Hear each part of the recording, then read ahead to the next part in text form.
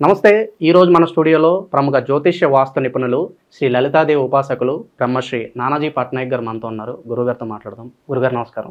శ్రీమాత్రే నమః. గురుగారు, శ్రీ విశ్వావసు నామ సంవత్సరంలో మేషరాశి వారికి ఓవరాల్గా వీళ్ళ ఫలితాలు ఎలా ఉండబోతున్నాయి? ఆదాయం కావచ్చు, వ్యయం కావచ్చు, రాజపూజ్యం, అవమానం, ఓవరాల్గా వీళ్ళకి సంవత్సరం అంతా ఎలా ఉండబోతుంది గురుగారు? చాలా చక్కగా అడిగారండి.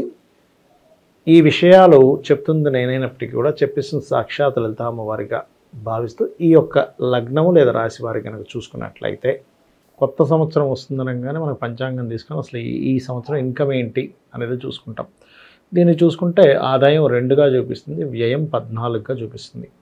అదేవిధంగా రాజ్యపూజ్యం 5, అవమానం 7. రాజ్యపూజ్యము అంటే మనల్ని మెచ్చుకునేవాళ్ళు, అవమానం అంటే మనం ఎక్కడ తప్పు చేస్తే పట్టుకుందామా అని చెప్పి చూసేవాళ్ళు, మన మీద నిందలు వేసేవాళ్ళు 7గా ఉంది. అది అయితే ఇక్కడ ఎప్పుడు కూడా చాలామంది ఏం చేస్తుంటారంటే అయ్యో 5, 2, 14 అన్నాం కదా అమ్మో అని చెప్పి భయపడుతూ ఉంటారు. కానీ నేనేం చెప్తానంటే వాళ్ళ పర్సనల్ చార్ట్లో ధనయోగాలు నడుస్తున్నాయి అనుకోండి, ఏం టెన్షన్ పడాల్సిన అవసరం లేదు. సో అందరికీ వర్తించమంటారు? అందరికీ వర్తించదు. వాళ్ళ పర్సనల్ చార్ట్లో బాగా ధనయోగం నడుస్తుంది, లేదు ధనయోగం నడవట్లేదు, మరి అప్పుడేమిటి?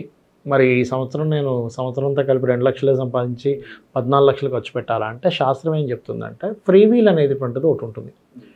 జాతకంతో మనం పుట్టాం ఒక కర్మతో, కానీ ఒక ఫ్రీ వీల్ అనేది ఉంటుంది. అది ఎట్లాగా అంటే మీకు 2వ అధిపతి ఎవరో పట్టుకోవాలి. మేషలగ్నం వారికి 2వ స్థానాధిపతి శుక్రుడు.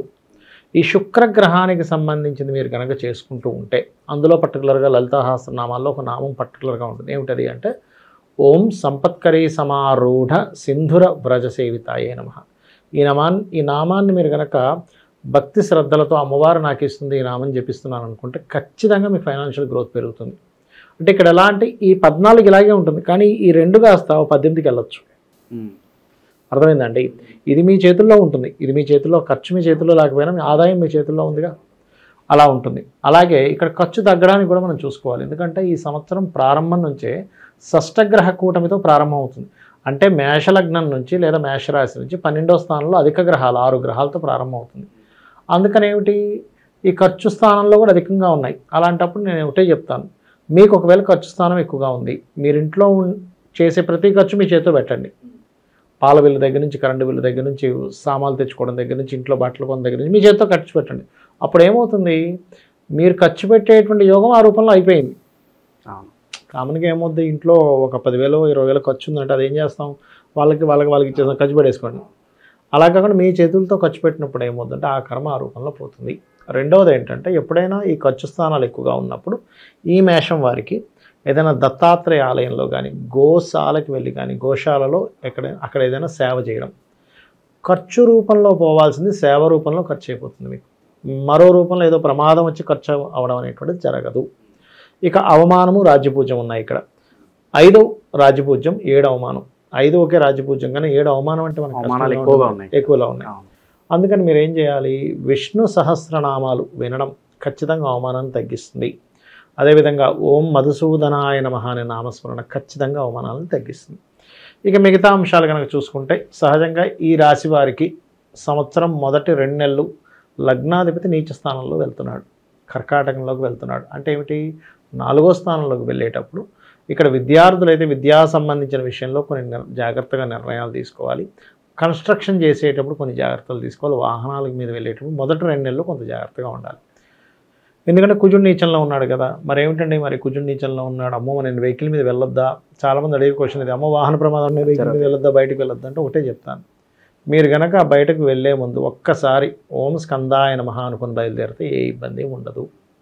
కాకపోతే 4లో కుజుడు ఉన్నప్పుడు ఏంటంటే ఎలాంటి తప్పిదాలు జరుగుతాయంటే, ఇప్పుడు ఒక ఇల్లు కన్స్ట్రక్షన్ స్టార్ట్ చేస్తాం, ఏమవుతుంది, ఏదో చెప్పేస్తాం మేస్త్రికి, వెళ్ళిపోతే ఆయన అడ్డదిడ్డం కట్టేస్తారు. ఈరోజు ఇదెందుకు కట్టావు, ఇది మళ్ళీ కూడగొట్టండి.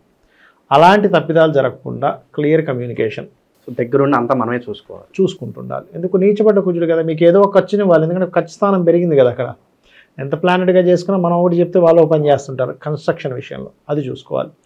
అలాగే జూన్ వరకు కేతు 6లో ఉంటున్నాడు. 6వ స్థానం అంటే రుణ రోగ శత్రుస్థానము, మన పూర్వజన్మ కర్మస్థానం అంటారు దాన్ని.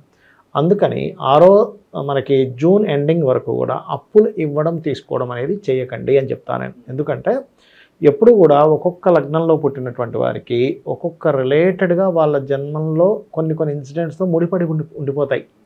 కొంతమందికి అప్పులైతే ఇంకొంతమందికి ఇంకోటి అలా ఉంటుంది. వీళ్ళకి పర్టికులర్గా అప్పులే, అంటే ఎవరికైనా ఇవ్వడం లేదా తీసుకోవడం. ఈ జూన్ వరకు మెయిన్గా చాలా జాగ్రత్తగా ఉండాలి. ఇక ఈ సంవత్సరం సంతాన సంబంధించిన విషయాలు ఎలా ఉంటాయి, లేనట్లయితే వ్యాపార సంబంధించినటువంటి విషయాలు ఎలా ఉంటాయి, వివాహ సంబంధించిన విషయాలు ఎలా ఉంటాయి, భార్యాభర్తల మధ్య సంబంధాలు కూడా ఎలా ఉంటాయి అని చూసుకున్నట్లయితే, ఒకటి మొదటి 2 నెలలు కొంత భార్యాభర్తల సంబంధాల విషయంలో జాగ్రత్తగా ఉండాలి. ఎందుకంటే లగ్నాధిపతి 4లోకి వెళ్ళి 7ను చూస్తున్నాడు. 12లో అధిక గ్రహాలు ఉన్నాయి. ఎప్పుడైనా 12లో అధిక గ్రహాలతో ప్రారంభమైనప్పుడు సంబంధాలు వెతుక్కునే విషయంలో కొంత స్ట్రెస్ ఉండడము అట్లా ఉంటుంది. కానీ ఎప్పుడైతే మీకు 3వ స్థానంలో గురువు మారుతాడు, ఎప్పటి నుంచి మే 15వ తేదీ నుంచి, ఎప్పుడు కూడా సంవత్సర ఫలితాల్లో ఈ మేజర్ ప్లానెట్స్ 4 ప్లానెట్స్ మెయిన్ అండి మనకి: శని, గురువు, రాహువు, కేతువు. ఈ రాహువు కేతువు ఒక ఎత్తు అయితే శని గురువులు ఒక ఎత్తు, జీవకర్మకారకం. మే 15 తర్వాత ఈ గురువు మిథునంలో ఉండి సప్తమ స్థానాన్ని వీక్షిస్తాడు. చాలామంది గురుబలము అంటే ఎంతసేపు లగ్నం మీద గురుబలమే అనుకుంటారు, అలాగే సప్తమం మీద గురుబలం ఉంటే వివాహం అవుతుంది. సో మే 15 తర్వాత వివాహ సంబంధించిన విషయాలు కుదరడానికి చాలా అనుకూలంగా ఉంటుంది వీరికి. అదొకటి మెయిన్గా చూసుకోవాలి, ఎందుకు మారుతున్నాడు కాబట్టి. అలాగే మే 15కి అది మారడం వల్ల లైఫ్ పార్ట్నర్స్తో, అంటే వివాహం చేసుకోవాలనుకునే వారికి బాగుండడము, పార్ట్నర్షిప్స్ దొరకడం. కొన్నిసార్లు మనం ఏదో పని చేద్దాం అనుకుంటాం కానీ పార్ట్నర్ దొరకడం మనకి, అలా పార్ట్నర్షిప్స్ దొరకడం అనేటువంటిది కూడా యోగిస్తుంది. అదేవిధంగా ఈ 12లోకి దశమాధిపతి శని 12లో ఉన్నప్పుడు ఏమవుతుందంటే, సర్వసాధారణంగా ఉన్న ప్రదేశం కాకుండా ఉద్యోగరీత్యా ఇతర ప్రదేశాలకు వెళ్ళడం ద్వారా లాభం ఉంటుంది. అంటే విదేశాలకు వెళ్ళి ఉద్యోగం చేద్దాము, లేకపోతే వేరే రాష్ట్రానికి, ఇప్పుడు ఇక్కడ ఉన్నాడు హైదరాబాద్లో అనుకోండి, బెంగళూరు వెళ్ళి జాబ్ చేయడము, బాంబే వెళ్ళడం, అట్లా. అంటే ఎగ్జాంపుల్ చెప్తున్నా, బెంగళూరుకే వెళ్ళమని కాదు, ఏ బెంగళూరులోనే ఉన్నారు, లేకపోతే హైదరాబాద్ వచ్చి జాబ్ చేయడము. ఈ మార్పు వల్ల స్ట్రెస్ తగ్గుతుంది. మార్పు చేయడం వల్ల బాగుంటుంది, మీరు వెళ్ళడం కలిసి వస్తుంది అంటారు, బాగా ఖచ్చితంగా కలిసి వస్తుంది. అలాగే ఈ సంవత్సరం వీళ్ళు కొత్త వ్యాపారాలు ఏదైనా ప్రారంభిస్తారు, కానీ మొదటి 2 నెలలు వ్యాపారం జోలికి వెళ్ళొద్దు అని చెప్తాను. ఎందుకంటే ఫస్ట్ 2 మంత్స్లో పంచగ్రహ కూటమి, షష్టగ్రహ కూటమి ఈ ప్రభావం ఎక్కువ ఉంటుంది, ఖర్చుల స్థానం ఎక్కువగా ఉంది. కాబట్టి ఫస్ట్ 2-3 మంత్స్ గ్రౌండ్ వర్క్ చేయండి, అసలు ఏమవుతుంది ఏంటనేది తెలుసుకోండి, ఆ రకంగా ముందుకు వెళ్ళండి. అంతేగాని హడావిడిగా చాలామంది ఏం చేస్తారంటే, ఖర్చు పెట్టే టైం నడిచేటప్పుడు ఏమవుతుందంటే హడావిడికి వాడికి అడ్వాన్స్, వీడికి అడ్వాన్స్ ఇచ్చేసి హడావిడికి ఏదో స్టార్ట్ చేసేసిన తర్వాత అసలు రియాలిటీలోకి వస్తారు. అరే నేను ఈ వ్యాపారంలో ఫస్ట్ తీసుకోవాల్సిన స్టెప్ నేను తీసుకోలేదని లాస్ట్లో ఆలోచిస్తారు.